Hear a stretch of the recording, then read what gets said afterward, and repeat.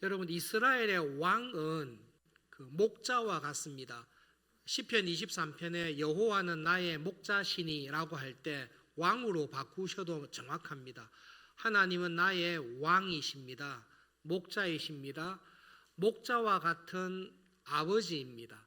어버이 주일에 왕들에 관해 본문을 살펴보게 된 것은 하나님께서 이스라엘의 왕들에 대해 하신 말씀은 교회의 영적인 직분자들에게, 교회의 영적인 부모님들에게 관심을 두고 하시는 말씀입니다.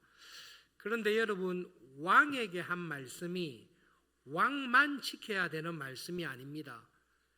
왕에게 하신 말씀은 왕뿐만 아니라 모든 백성들이 다 지켜야 될 말씀입니다. 그런데 특별히 왕은 이 말씀을 더 열심히 책임을 가지고 지켜야 될 자리에 있습니다. 그래서 왕에 관한 말씀을 들을 때에 1차적으로는 이 말씀은 교회의 영적인 지도자들, 직분자들, 가정의 부모님들, 그분들에게 주신 말씀이다. 그러나 내가 지금 교회의 직분자가 아니고 부모가 아니라 할지라도 우리는 믿음 안에서 자라다 보면 어느 순간 부모가 되고 교회의 직분자가 되고 어른이 되게 되어 있습니다. 그래서 이 말씀을 기억하면서 직분자이고 부모인 분들은 이 말씀 앞에서 내가 지금 어떠한지를 돌아보는 은혜를 받으시고, 또 이 말씀을 들을 때에 결국 내가 하나님 보시기에 정말로 저런 왕과 같은 저런 믿음에 장성한 사람으로 자라기를 하나님께서 원하시구나, 그 말씀을 기억하면서 말씀에 귀를 기울이면 좋겠습니다.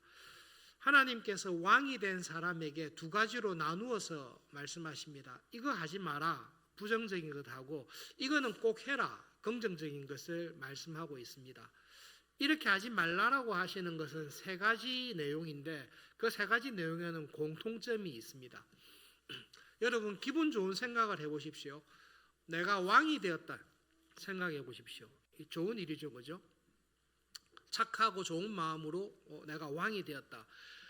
이 시대에 왕이 되었으면 어떤 일이 제일 신경에 쓰이십니까? 그건 왕으로서 당연하게 백성들을 안전하게 보호하고 나라가 부강하기를 원할 것입니다. 모든 왕들이 초점은 거기에 있습니다. 외세로부터 나라와 백성들을 잘 보호하고 우리 백성들이 평안한 가운데 부유하고 형통한 삶을 살기 원할 것입니다. 하나님께서 하지 말라라고 하신 내용을 보면 왕으로서 쓸데없는 일을 하는 것이 아닙니다. 왕으로서 그 나라에 꼭 필요한 일을 하는 것입니다. 국방을 든든하게 하기 위해서는 말이 많이 있어야 됩니다. 이 시절에 말을 구입한다라는 것은 목적이 분명합니다. 전쟁용입니다. 전쟁을 대비하기 위해서, 전쟁에 승리하기 위해서 말을 구입하는 것입니다. 그런데 하나님께서 말을 많이 두지 말라라고 말씀하셨을 때 나라를 부강하게 하는 일을 그만두라는 것이 아니라 나라의 안전과 번영이 군사력에 있다, 하나님보다 군사력을 더 의지하는 그런 시험에 들지 말라라는 말씀입니다. 시편 20편 7절에 있는 말씀이 이 말씀을 잘 설명해 주고 있습니다. 함께 읽어보겠습니다. 시편 20편 7절입니다. 어떤 사람은 병거, 어떤 사람은 말을 의지하나 우리는 여호와 우리 하나님의 이름을 자랑하리로다. 말이 많이 있을 때에, 가장 강력한 기마병이 있을 때에 나도 모르는 사이에 하나님께서 우리나라를, 우리 가정을, 믿음으로 살아가는 내 삶을 보호하신다라는 것보다 내가 쌓은 학력이나 능력이나 실력에 우리는 쉽게 의지할 수 있습니다. 왕에게 주시는 말씀은 군사력을 준비하지 말라라는 말이 아니라 하나님보다 더 의지할 수 있는 그런 것을 만들지 마라. 하나님의 도우심, 하나님을 믿는 믿음 위에서 군사력을 준비하지, 하나님과 군사력의 위치가 바뀌는 것에 대해서 하나님께서 경고해 주시는 것입니다.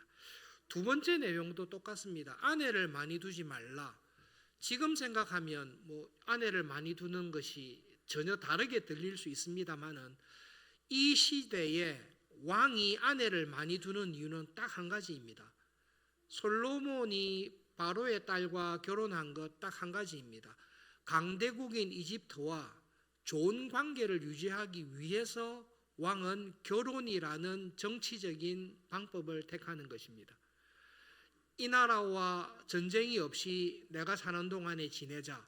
그리고 저 나라와 무역을 해서 우리나라를 부강하게 만들자라고 할 때에 제일 손쉽고 지혜로운 방법이 결혼하는 것입니다. 결혼하여 서로 친밀한 혼인관계에 들어가게 됐을 때에 사위의 나라에 장인의 나라에 서로 침략하는 일이 없을 것입니다. 그리고 그 나라의 좋은 것들을 주고받음으로 말미암아 나라를 부강하게 만들 수 있습니다. 그런데 여러분 솔로몬의 경우를 보았어도 알겠지만 아내를 많이 두게 되면 그 아내가 믿는 우상숭배에 빠질 위험이 항상 있습니다. 하나님께서 나라를 다스리는 왕으로 어떤 결정을 할 때에 인간적인 지혜, 세상적인 지혜와 꾀를 따라서 아내를 많이 두려고 하지 마라. 정치적인 정략적인 그 방식으로 나라를 다스리려고 하지 마라. 오히려 하나님께서 나를 왕으로 부르셨고 하나님께서 이 나라와 교회를 지키겠다, 은혜로 지키겠다고 약속하셨으면 그 하나님을 믿는 믿음 안에서 살아라. 그 말씀을 하시는 것입니다. 말씀을 조금만 생각해 보면 정략적인 결혼을 많이 해서 아내가 많아졌습니다. 그리고 그 아내로 인해서 마음이 미혹되어서 우상숭배에 빠질 수 있습니다. 그런데 조금만 더 생각하면 아내를 많이 두었기 때문에 미혹됐기보다는 하나님의 은혜를 믿는 믿음에서 미혹되었기 때문에 정치적인 정략적인 결혼을 많이 하는 것입니다. 지금도 우리들도 마찬가지일 것입니다. 중요한 결정을 내리거나 사업을 하거나 인생의 결정을 내리실 때 이렇게 하는 것이 세상적인 지혜와 꾀가 맞습니다. 맞는 것은 우리가 추구하면 됩니다. 그런데 믿음의 눈으로 봤을 때에 이 꾀가 이 세상의 원리가 참 효과적이긴 하지만 그것이 하나님의 뜻에 맞지 않다면 하나님께서 기뻐하는 것이 아니라면 하나님을 믿는 편을 택하는 것이 우리에게 올바른 길입니다. 아내를 많이 두지 말라라는 말씀은 그 뜻으로 말씀하신 것입니다.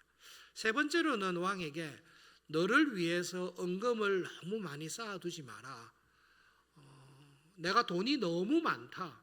그러면 좋기도 합니다만 여러분, 만약에 여러분의 은행 통장에 은행 잔고에 내가 죽을 때까지 마음껏 써도 남아 있는 돈이 있다면 어떻게 하겠습니까? 너무 편하고 좋죠. 그렇기 때문에 기도 안 할 것입니다. 하나님을 굳이 찾을 일이 없을 것입니다. 문제 있으면 돈으로 다 해결이 되기 때문에 그렇습니다. 내 돈으로 내가 가지고 있는 것으로 인생의 문제를 다 해결할 수 있는데 왜 굳이 하나님 앞에 나와서 기도하겠습니까? 왕에게 너무 많은 은금을 쌓아두지 말라라는 말씀은 부자 되는 게 싫다라는 것이 아니라 하나님이 계실 자리에 은금이 돈이 들어가 있는 것입니다. 나에 있는 모든 문제를 자녀의 문제, 가정의 문제, 인생의 문제를 해결할 수 있는 돈이 있다고 생각해 보십시오. 그러면 돈으로 다 해결합니다. 하나님의 자리에 돈이 들어가 있는 것입니다. 하나님께서 믿음으로 살아가는 우리 모두에게 세상을 살아갈 때에 말이 필요하다.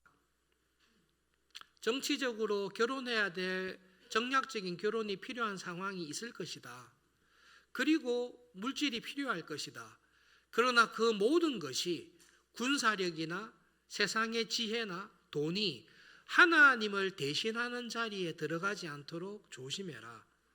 특별히 믿음으로 살아가는 교회의 직분자들에게 주님의 교회를 세우기 위해 부름받은 모든 사람들에게 교회는 하나님의 나라는 하나님께서 붙잡으시고 은혜로 세우시는 나라입니다. 그러므로 하나님이 계셔야 될 자리에 다른 것을 두지 말라, 그것을 경고해 주고 계신 것입니다. 그러면서 적극적으로 하나님께서, 그럼 하나님 우리가 어떻게 해야 됩니까? 하나님의 나라를 든든하게 하고 주님의 교회를 든든하게 하고 정말로 믿음의 사람으로 살기 원하는데 무엇을 해야 됩니까? 신명기 17장 18절과 19절은 여러분 한 절씩 이게 교독합시다. 읽었지만 마음에 새기도록 한 절씩 교독하겠습니다.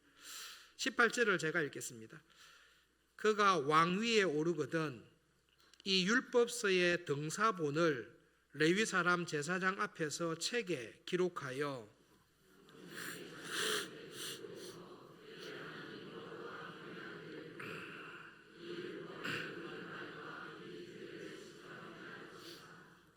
두 가지를 말씀하십니다. 율법서의 말씀, 그러니까 신명기죠. 아마 신명기뿐만 아니라 율법서가 모세 오경이니까 창세기부터 신명기에 있는 성경책, 두루마리로 된 성경책을 필사하라고 이야기합니다. 그렇게 하게 될 때에 주시는 은혜가 있는데 하나님을 경외하는 복을 받게 될 것이다 말씀하십니다. 말씀을 준비하면서 제일 충격받고 은혜 받았던 게 뭔가 하면, 교인들 집에 신방을 하면 성경을 직접 필사하신 교인들이 계십니다. 진짜 존경합니다. 저는 자신이 없거든요. 진짜 필사를 창세기부터 계시록 끝까지 다 쓰셔서 갑오로 물려주고 싶다. 그런데 갑오로 물려주실 만큼 필사를 멋있게 하셨습니다. 필사하시는 게 어떤 은혜가 있습니까?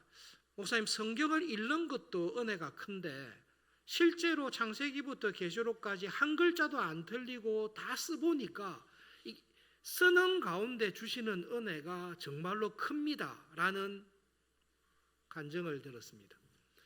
그러다가 누가 이 필사 만들었지, 성경 읽기도 힘든데 누가 필사 만들었나 이 생각을 좀 했었는데요, 필사를 만든 사람이 모세라는 것을 알았습니다.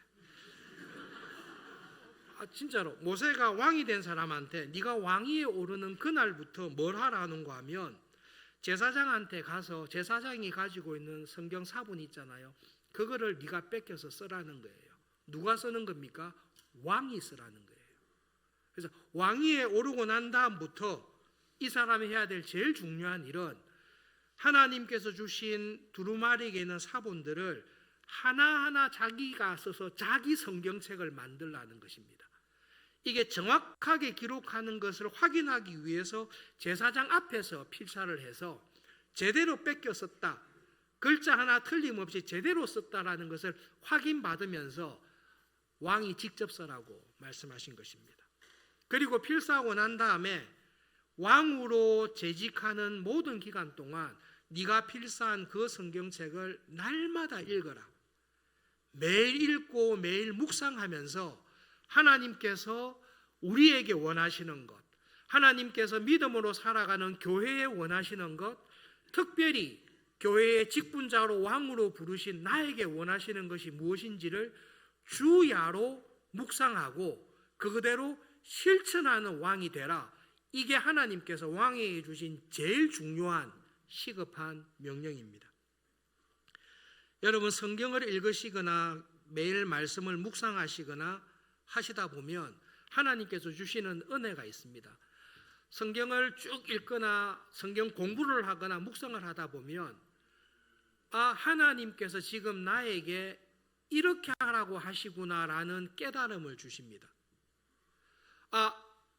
지금 사업의 문제에, 지금 직장을 옮기는 문제에, 지금 내가 하고 있는 이 문제에 대해서 전혀 관계없는 수천 년 전에 쓰여진, 나와 전혀 관계없는 사람에게 쓰여진 성경을 읽는데, 믿음으로 살아가는 하나님의 자녀들이 성경을 읽고 묵상할 때에 나도 모르는 사이에 하나님께서 나에게 원하시는 뜻, 나에게 주시는 지혜, 믿음으로 어떻게 해야 될지를 깨닫게 하는 은혜가 성경을 읽고 묵상할 때에 있습니다. 왕에게 평생 그것을 하라고 하나님께서 말씀하신 것입니다.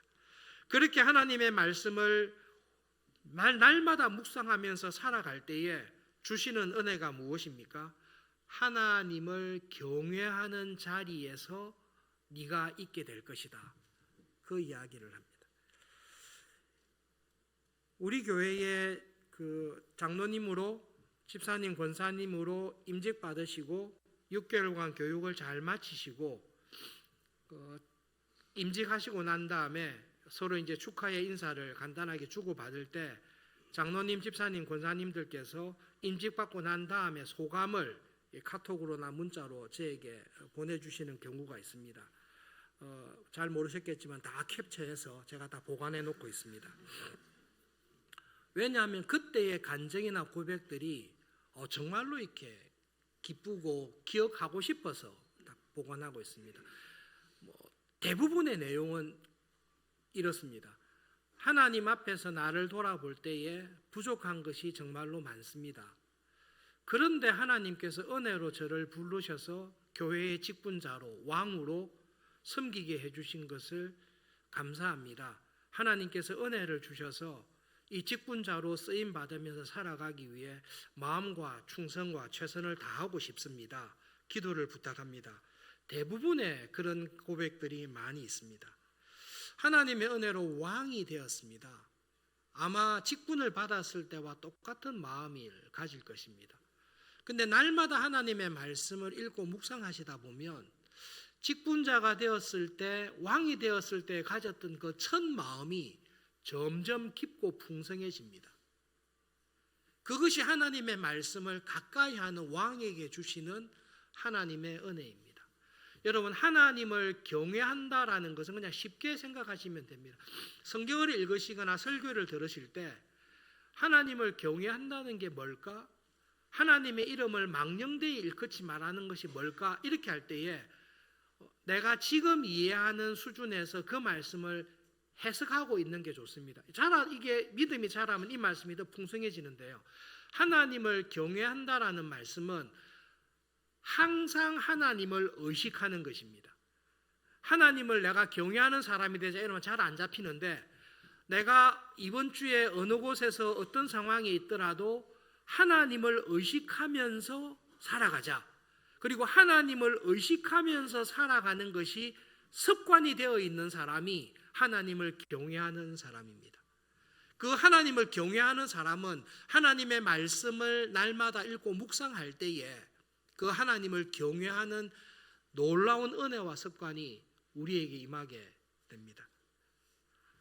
여러분, 직분자로 영적인 부모로 세상을 살아가실 때 하나님께서 제일 원하시는 것은 하나님을 항상 의식하면서, 다른 교인들은 영적으로 어린아이와 같은 교인들은 확 흔들어버리면 정신을 못 차려가지고 갈팡질팡하는데, 왕과 같은 직분자로 살아가는 사람은 전쟁이 오든 환란이 오든 풍지풍파가 있어서 막 흔들더라도 그 흔들리는 와중 속에서라도 하나님을 의식하고 이런 고난과 환란 중에도 이것을 섭리하시는 분, 이것을 흔들고 계시는 것을 통제하시는 분이 하나님이시다라는 하나님을 항상 의식하는 믿음의 자리에 서 있는 왕이 되십시오. 직분자가 되십시오. 그 이야기를 우리에게 하는 것입니다. 그런 하나님을 경외하는 사람으로 되어 있을 때는 어떤 은혜를 주십니까? 뒤에 있는 말씀대로 그의 마음이 높아져서 내가 다른 형제들 위에 있다라는 타락한 자리에 가지 않습니다. 여러분이 하나님의 은혜의 자리, 말씀과 기도를 통해 하나님께서 나를 통해서 원하시는 게 뭘까? 무엇을 하라고 하시는가를 생각하는 것이 습관이 되어 있고, 말씀하실 때마다 작은 일에부터 순종하면서 살아가는 사람은 하나님께서 그 사람을 통해 하나님께서 원하시는 일을 다 이루어 가십니다. 그리고 하나님께 순종하며 살아가는 사람은 절대로 마음이 교만하지 않습니다. 절대로 직분자로서 나태하지도 않습니다. 그냥 하나님의 은혜의 통로로 쓰임 받는 것이 점점 자라는 것입니다. 말씀을 준비하는 가운데 미국의 복음주의 단체에서 하는 조사들은 조금 신뢰할 만한데요, 200명의 목회 사역을 하다가 200명의 죄에 빠지고 타락하게 된 목회자들에 관한 조사를 했습니다. 사역을 그렇게 참 잘하고 목회자로 부름받은 은혜에 감격해서 하다가 여러 가지 도덕적인, 경제적인, 재정적인 문제로 목회를 그만두고 죄에 빠진 사람들에게 조사를 했는데요, 공통점이 있습니다. 여러 가지 공통점이 있습니다. 네 가지 공통점 가운데 딱 두드러진 게 뭔가 하면,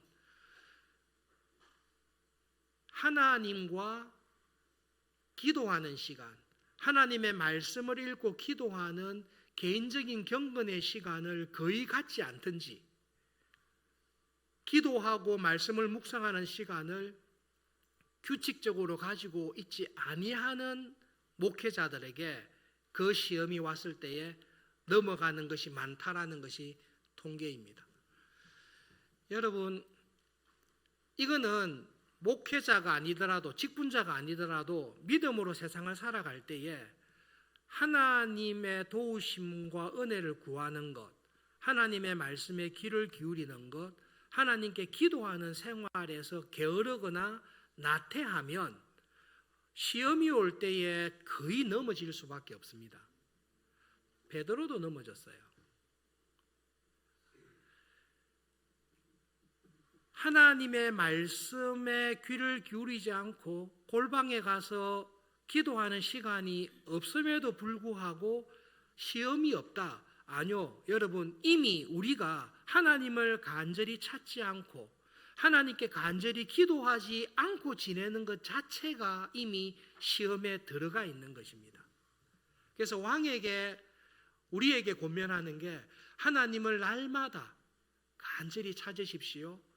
하나님의 말씀을 듣고 기도를 통해 은혜를 받는 그 자리에 머물러 있으십시오. 특별히 교회의 직분자들은, 특별히 영적인 부모들은 그 자리에서 견고하게 서 있어야 됩니다.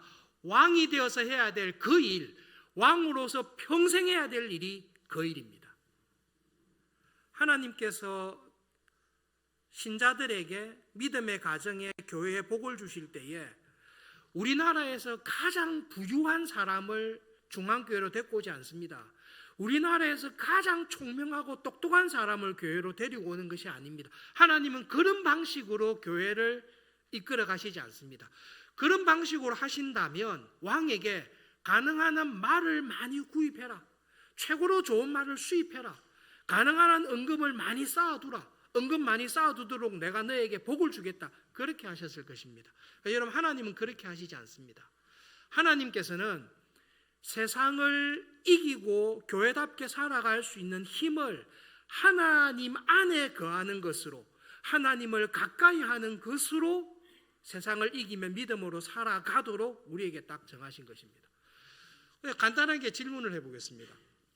우리가 다 믿음이 있으니까요. 한국에 많은 교회가 있습니다. 한국에 있는 모든 교회의 목회자들이, 한국에 있는 모든 교회의 장로님, 집사님, 권사님, 성기미들이 하나님의 말씀과 기도를 날마다 말씀을 읽고 하나님의 뜻에 깨닫고 그 일에 순종하고 빠짐없이 날마다 하나님 앞에 골방에 들어가서 기도하고 교회의 부흥을 위해서 간절히 간구를 한다면, 모든 직분자들이 한 사람도 빠짐없이 그 일을 한다면 하나님께서는 한국 교회에 수년 내에 큰 회개와 부흥의 은혜를 주실 것을 우리는 믿습니다. 하나님은 반드시 그렇게 하실 것을 믿습니다. 그렇기 때문에 여러분, 하나님께서 서울중앙교회에 복을 주시고 은혜를 주시는 방식 가운데 한 가지가, 서울중앙교회에서 세우신, 주님께서 세우신 장로님, 집사님, 권사님, 그리고 성김이 여러분들의 믿음과 경건과 기도를 통해서 서울중앙교회에 은혜를 주십니다. 은혜를 주시는 통로로 딱 세우신 것이 영적인 부모들이요, 교회의 직분자들입니다. 그렇기 때문에 여러분, 우리 모두가 이 말씀에 귀를 기울여야 되지만, 특별히 믿음의 선배들, 교회의 직분자들은 내가 하나님의 축복과 은혜의 통로로 부름받았구나, 하나님께서는 나라는 은혜의 파이프를 통해서 서울중앙교회를 복되게 하시고 은혜 주시기를 원하시구나라는 것을 꼭 기억하십시오. 그리고 하나님께서 쓰시는 은혜의 통로로 쓰임받기 위해서 내가 깨끗한 그릇이 돼야 되겠구나, 내 안에 더러운 것이 없어야 되겠구나, 하나님의 은혜가 흘러가기 위해서 내한테 막힌 것이 없는 그런 믿음의 사람으로 살아야 되겠구나, 그 마음을 가지고 하나님께 더 기도하십시오. 하나님, 저는 세상적으로 그렇게 부유하지 않습니다. 그리고 저는 여러 가지로 좋은 대학도 총명하지도, 그리고 재능이 많은 것도 아닙니다. 하나님께서는 세상에 약하고 미련하고 어리석은 사람들을 통해서 세상에 똑똑하고 능력 있고 탁월한 사람들을 부끄럽게 하시는 것을 하나님은 정말로 원하시는 분입니다. 수만 명의 사람을 데리고 왔을 때 하나님께서 기드온에게 안 되겠다, 이 숫자로 이기면 너희들의 힘으로 이겼다라고 할 것 같으니까 무서운 사람들 다 집에 보내라. 10,000명이 남았습니다. 다 보내고 300명 가지고 싸우셨습니다. 그래서 무엇을 보여주십니까? 교회는 믿음으로 살아가는 신자를 붙드시는 분은 하나님이십니다. 하나님의 은혜로 세상을 이기게 하십니다. 그것을 가장 잘 보여줘야 될 사람이 누구입니까? 왕입니다. 왕이 그 모범을 보여주는 것입니다. 교회의 직분자들이 그 모범을 보여주는 것입니다. 영적인 부모님들이 자녀들을 위해서 모든 것을 희생합니다. 진짜 먹을 거, 입을 거, 놀고 싶은 거 아껴서 학원에 보내고 자녀에게 좋은 것을 입히기를 원합니다. 여러분, 자녀들에게 부모가 줄 수 있는 제일 큰 선물이 무엇입니까? 그것은 하나님입니다. 자녀들이 다 봅니다. 아버지 어머니의 삶을 봅니다. 아버지 어머니 왜 저렇게 어리석게 하시나? 아버지 어머니 왜 저렇게 지혜롭지 않게 하시나? 그런데 뒤돌아보니 그 상황 속에 세상의 꾀를 따르지 아니하고 세상의 명예를 추구하지 않고 하나님의 말씀에 순종하며 믿음으로 살아갔던 부모님들을 하나님께서 축복하시고 붙잡아 주셨다라는 것을 자녀들이 보는 것입니다. 그 부모를 본 자녀들은 믿음에서 떠나지 않습니다. 왕에게 그 모범을 보이라고, 그런 모범을 보이는 직분자가 되라고 우리들에게 말씀하시는 것입니다. 하나님을 가까이 하는 것, 하나님을 찾고 기도하는 일에 최우선을 두십시오. 그것이 우리에게 주시는 말씀입니다. 여러분, 아침에 일어나셔서 하루를 시작할 때에 가장 먼저 무엇을 찾습니까? 시간이 있을 때, 여유 있을 때 가장 먼저 무엇을 찾습니까? 유튜브를 찾습니까? 아니면 무엇을 찾습니까? 아침에 일어날 때 습관적으로 하나님을 찾는 것입니다. 어떤 분들은 일어나자마자 그 자리에서 눈을 떠서 하나님께 기도하는 것입니다. 어렵고 힘든 문제가 있을 때에 하나님, 이 어려움을 통해 하나님께서 도우신다는 것을 경험하기 위해 이 어려움을 주신 것을 믿습니다. 그 믿음을 가지고 골방의 자리에 들어가도록 우리에게 은혜를 주시는 것입니다. 결론적으로 여러분, 하나님께서 정한 시간을 우리가 살다가 우리 다 하나님 앞에 서게 되지 않습니까? 하나님 앞에 서게 되었을 때에 이런 왕이 다 되시기를 바랍니다. 하나님, 제가 군사력으로 살아온 거 아닙니다. 하나님, 제가 세상의 꾀를 가지고 성공한 거 아닙니다. 하나님, 제가 돈의 힘을 가지고 산 거 아닙니다. 하나님의 은혜로 제가 살아왔습니다. 저는 정말로 하나님의 은혜로 살아온 것을 믿습니다. 그 모습을 가지고 딱 서실 수 있기를 바랍니다. 우리 교회의 장로님들, 권사님들, 집사님들 아름다운 전통이 있죠, 그죠? 여러분, 정말로 아름다운 전통이 있습니다.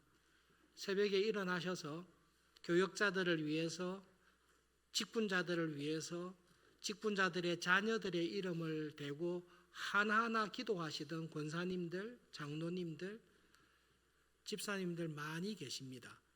서울중앙교회는 그런 믿음의 사람들을 통해 지금까지 왔습니다. 간절하게 함께 기도하시면 좋겠습니다. 하나님, 저에게 은혜를 주셔서 하나님의 은혜의 통로로 쓰임 받으면서 살아가는 복을 주십시오. 부족한 저를 직분자로 불러주셨지만 제가 하나님의 은혜의 통로로 쓰임 받을 때에 하나님은 저에게서 나올 수 없는 놀라운 은혜를 주실 것을 믿습니다. 북쪽과 남쪽에 왕들이 많습니다.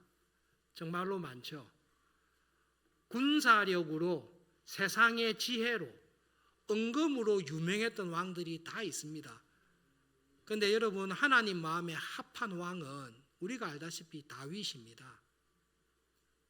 죄를 지적했을 때 진심으로 회개하고 하나님의 말씀을 주야로 묵상하고 하나님께서 하라고 하면 전심으로 순종했던 다윗을 통해 하나님의 나라와 교회를 축복하신 것을 우리는 알고 있습니다.